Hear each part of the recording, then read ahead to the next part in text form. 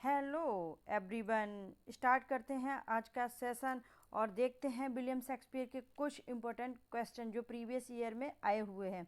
तो चलते हैं हमारे पहले क्वेश्चन पर। हमारा पहला क्वेश्चन क्या है, इसमें आपको जो पेयर दिए गए हैं उसमें कुछ मिसमैच्ड है, उसमें आपको बताना है। तो इसमें आपका Hamlet 1601, twelfth night 1601, सिमलिन 1608 and the Tempest 1611 दिया गया है।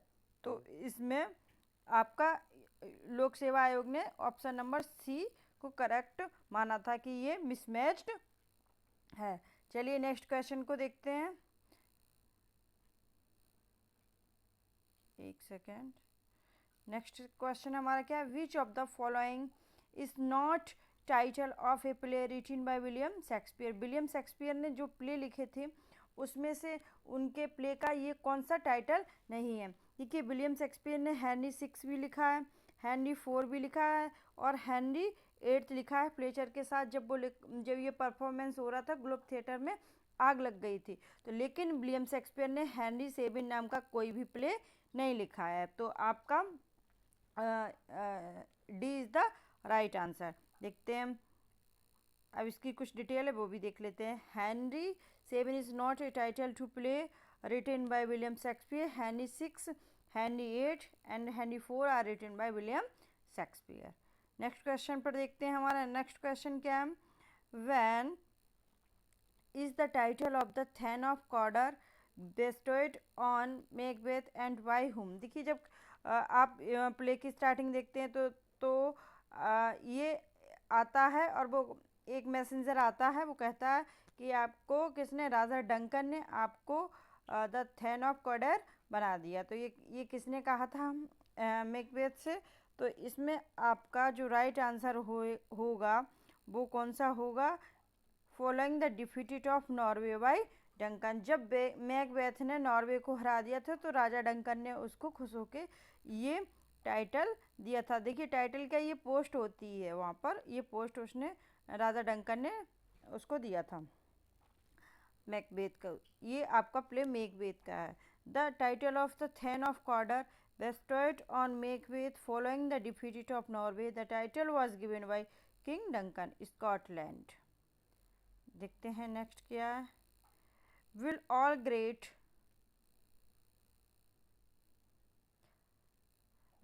great Neptune's ocean wash this blood clean from my hand, who says this and when। देखिए, ये आपका कौन कहता है, ये कहती है आपकी लेडी मैकबेथ कहता है आफ्टर मर्डरिंग डंकन। जो आप डंकन का मर्डर करने के बाद ये आपकी लाइन्स मैकबेथ कहता है। नेक्स्ट चलते हैं। According to Macbeth the chief nourishers in life feast as. तो यहाँ पे मैकबेथ के अकॉर्डिंग मतलब सबसे ज़्यादा पोषण कौन देता है लाइफ को, तो वो देता है sleep. B is the right answer. इसमें आपका B is the right answer. According to Macbeth the chief nourisher is life feast is sleep. This appear in act second और सीन थर्ड में। Next question, Rosalind is correct Shakespeare's as you like it disguise herself as. देखिए, यहाँ पे जो आपका ये William Shakespeare का play as you like it है, इट में जो रोजालिन होती है वो अपने आप को किस तरह से, उसका डिस्गाइज मीन्स होता है फ्रेंड्स भेष बदलना, किस तरह से भेष बदलती है, किसका रखती है। तो ये किसका रखती है, ये गैनीमीड के रखती है। अलीना कौन रखती है, ये इसकी जो चचेरी बहन होती है, ये दोनों जाती है ना, तो ये उसकी बहन रखती है और गैनीमीड रोजालिन रखती है। ठीक है, नेक्स्ट क्वेश्चन पे देखते हैं हमारा क्या है। हाँ, ये देखिए, Rosalind is the heroine of the famous comedy of William Shakespeare. Rosalind इसके एज यू लाइक इट की कौन है, हीरोइन है, मेन कैरेक्टर है। Shakespeare as you like it she described herself as space boy Ganymede in the play. Next question देखते हैं।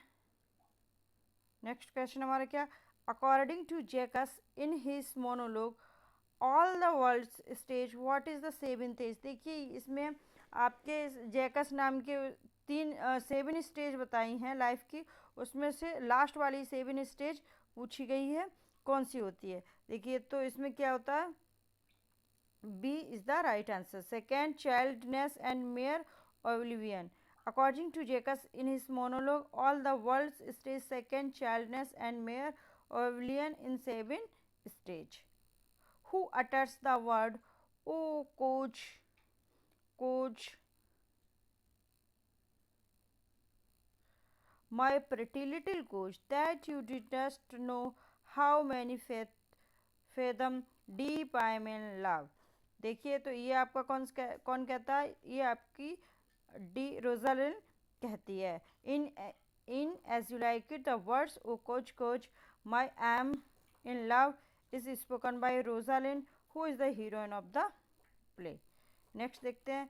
In the epilogue, Rosalind before winding farewell makes a last appeal to. देखिए एक होता है prologue. Prologue क्या होता है? जो कोई भी प्ले स्टार्ट होता है उसके पहले होता है, और एपिलोग जो लास्ट में बोला जाता है.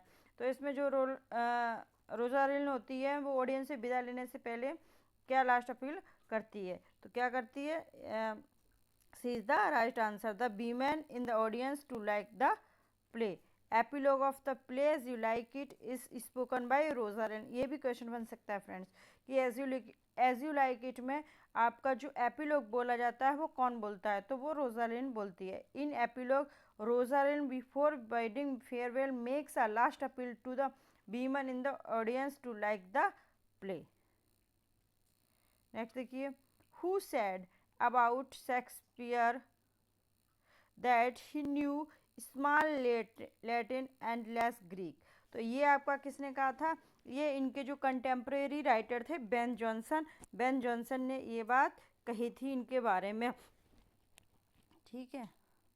नेक्स्ट देखते हैं. In the play the Tempest, Prospero is the Duke of. Prospero कहाँ का ड्यूक था? तो ये ड्यूक था मिलान का. और डी नेपल्स का कौन था? जो फर्डिनेंड का फादर था, एलेंसो. एलेंसो यहाँ नेपल्स का था. और मिलान का कौन था? ये प्रोस्पेरो था. The tempest is the dramatic romance bye William Shakespeare. The play was first performed in 1611-12 and first printed in 1623. Character: Prospero is the right Duke of Milan. His brother Antonio usurps his throne. देखिए ये जो आपका Prospero होता है ये मिलान का राजा होता है. राजा क्या, ड्यूक होता है. और इसका भाई जो होता है एंटोनियो, वो इसकी सब हड़प लेता है और ये छोड़कर अपनी बेटी को लेकर आइलैंड पर आ जाता है. There is a soul of goodness in things evil woodman observingly distill it out, who has written it. तो it is written by William Shakespeare. और ये कहाँ की है? There the lines appear in Henry fifth in act fourth and scene first. Henry 5 is a historical play. देखिए ये historical play है, इसको नेशनल एंथम भी कहा जाता है. चलिए नेक्स्ट देखते हैं. In which play of Shakespeare is there a tribute to Marlowe as the dead shepherd.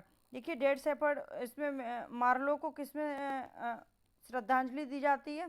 तो ये विलियम शेक्सपियर का play as you like it. As you like it में विलियम शेक्सपियर मार्लो को श्रद्धांजलि देते हैं. As you like it a pastoral comedy है जो विलियम शेक्सपियर ने 1599 में लिखी गई थी. और ये फर्स्ट फोलियो में 1623 में इनका फर्स्ट फोलियो आया था, उसमें ये पब्लिश हुई थी. इसमें इन्होंने मार्लो को ट्रिब्यूट मतलब श्रद्धांजलि दी थी as a dead shepherd.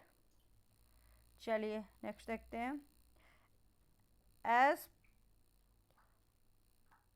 As flies to wanton boys are we to the gods, they kill us for their sports, who uttered these lines. तो these lines is spoken by Gloucester in King Lear. ये आपको Gloster कहता है King Lear में. King Lear आपकी tragedy है Britain की. ठीक है. देखिए earl of Gloster uttered these lines as plies to wanton boys are be to the gods, they kill us for their sports. This famous lines occurs in Act 4, seen first in famous tragedy King Lear by William Shakespeare. His story requires romance and kings, but he thinks only one man. Who remarked it for William Shakespeare? तो ये आपका doctor Samuel Johnson ने कहा था क्या? His story requires romance and kings, but he thinks only on man. देखिए आप William Shakespeare की जो भी देखेंगे इसमें रोमांस और किंग की ही बात की गई, लेकिन ये सोचते किसके बारे में है? जो मनुष्य आदमियों के बारे में जो साधारण है. This remark about Shakespeare is made by Samuel John in his preface to Shakespeare. इन्होंने एक उनका वर्क है प्रीफेस टू शेक्सपियर, उसमें ये बात लिखी है. किसने? डॉक्टर सैमुअल जॉनसन ने. Who called Shakespeare and most comprehensive soul? तो ये आपका कहा है ड्राइडन ने. ये ड्राइडन ने कहा है. John Dryden in his essay on dramatic poesy called Shakespeare the largest and the most comprehensive soul. Is the queen of Denmark and mother of prince Hamlet. तो इसकी मदर कौन है? गॉर्टिट्यूड. देखिए इसकी हैमलेट की मदर कौन है? गॉर्टिट्यूड. ठीक है. और ये किंग भी है, सॉरी क्वीन भी है डेनमार्क की. और देखिए पोर्शिया कौन है? पोर्शिया का करेक्टर आप उसमें देखिए जूलियस सीजर में देखेंगे, ये ब्रूटस की वाइफ होती है जो सुसाइड कर लेती है. और ये पोर्शिया आप मर्चेंट ऑफ वेनिस में भी है. रोजालिन आपकी एज यू लाइक इट में. ओफेलिया जो है वो हैमलेट की बिलव्ड है. Hamlet is the great tragedy written by William Shakespeare. Gertrude is the queen of Denmark. She is the mother of Prince Hamlet. The Comedy of Errors by Shakespeare has been of the following plots story. जो comedy of error है जिसमें दो जुड़वा भाइयों की कहानी है, तो किससे है? तो ये किसकी है? A twins brother. The Comedy of Errors is a comedy by William Shakespeare. The setting of this play is in Ephesus. This comedy is a story of twin brothers, Antipholus of Ephesus and Antipholus of Syracuse, are sons to Aeson and Emilia. One of the best dramas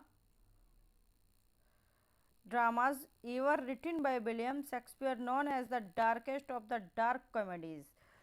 देखिए कौन सा है वो? तो इसमें आपका measure for measure है. Measure for measure is known as the darkest of dark comedy by William Shakespeare. इसकी सेटिंग कहाँ की है? इसकी सेटिंग है बियाना की, इसमें बियंस की. और इसमें इजाबेला है, एंजोलियो है, स्केलस है, ड्यूक यूनोसिनियो है, are the character in the play. ये मेन करेक्टर है. as well and that ends well as a romantic comedy by William Shakespeare की है. All's well that ends well is a romantic comedy by William Shakespeare. Setting of this play is Rosalind's Paris, Florence and Marcellus. Source of this play is Giovanni Boccaccio's Decameron. ठीक है. Hamlet by Shakespeare is set in which of the following countries?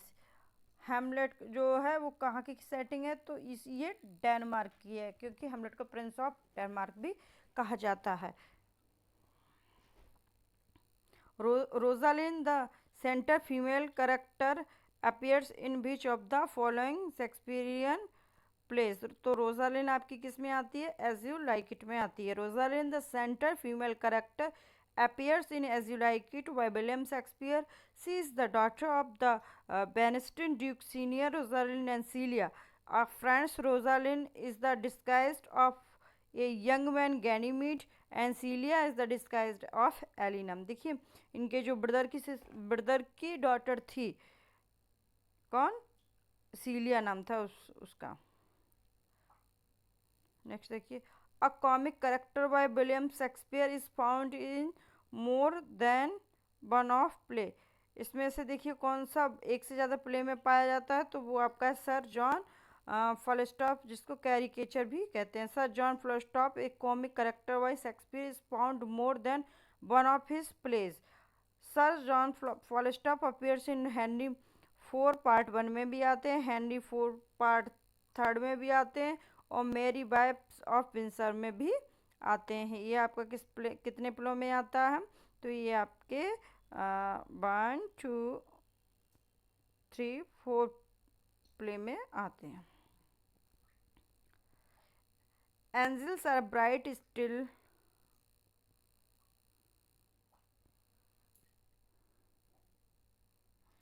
Angels are bright still, though the brightest fell Macbeth.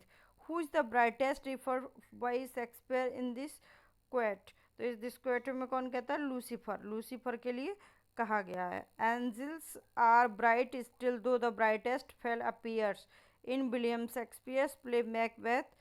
This lines is spoken by Malcolm in Act 4 and Scene 3rd. Here Shakespeare has referred brightest to Lucifer. Lucifer is the angel banished by God from heaven for seeking power. देखिए Lucifer कौन था? Lucifer जो आप paradise lost पढ़ेंगे Milton की, उसमें आपको पता चलेगा लूसीफर जो था वो एक पैराडाइज में कहीं एक एंजल था। वो भगवान से बगावत कर देता तो गॉड उसको निकाल देते हैं, बैनिश कर देते हैं हेवन से। ठीक है, नेक्स्ट देखते हैं। विच of the Shakespeare's play had the character robin Goodfellow? तो रॉबिन गुडफेलो आपके कहाँ आते हैं? ए मिड नाइट्स ड्रीम में आते हैं। Robin Goodfellow appears in William Shakespeare's a midsummer night dreams. He is known as Puck. इसको पक पेरी के नाम से है प्ले में। लाइजेंडर और डेमेट्रियस, हर्मिया, हेलेना, ओवेरॉन, टाइटेनिया, ये सब करेक्टर इसके हैं। Which of the Montagues essay inspired Shakespeare to draw the character of Prospero's servant? तो इसमें of the cannibals. Montague's essays of the cannibals inspired Shakespeare to draw the character of Prospero's servant cannibals in the character of the Shakespeare's famous play The Tempest. Prospero, the protagonist, the main character in William Shakespeare's play The Tempest. William Shakespeare के Tempest का main character कौन है? आपका Prospero है।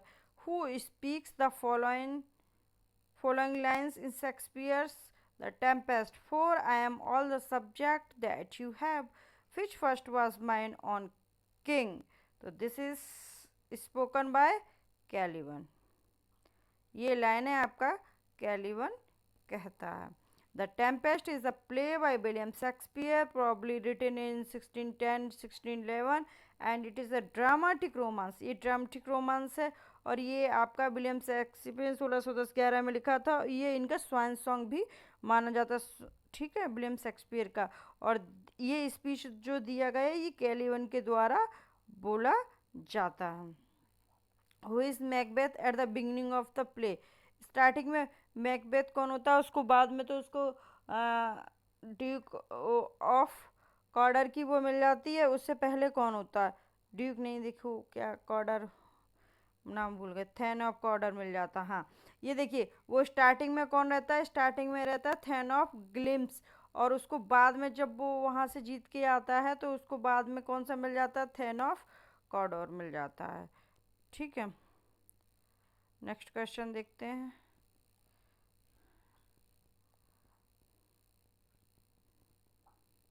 The relationship between Othello and Thiago is an example of. तो ये example of कौन सा है? आयरनी का है। 38 का देखते हैं आंसर क्या है। ओथेलो वाज रिटन, इसमें कौन सा दे रहे हैं? आयरनी का नहीं, इसमें दे रहे हैं इनवर्जन, एक दूसरे के विपरीत हैं। Othello was written in 1603 and is set in Venice. The relationship consists of jealousy and malice from Iago's side and trust and nobility from Othello। देखिए यागो की साइड उससे जलन भावना रखता है, जबकि जो आपका ओथेलो है उसके लिए अच्छी फीलिंग रखता है। After Shakespeare made his debut as a London playwright, he was described as an upstart crowboy।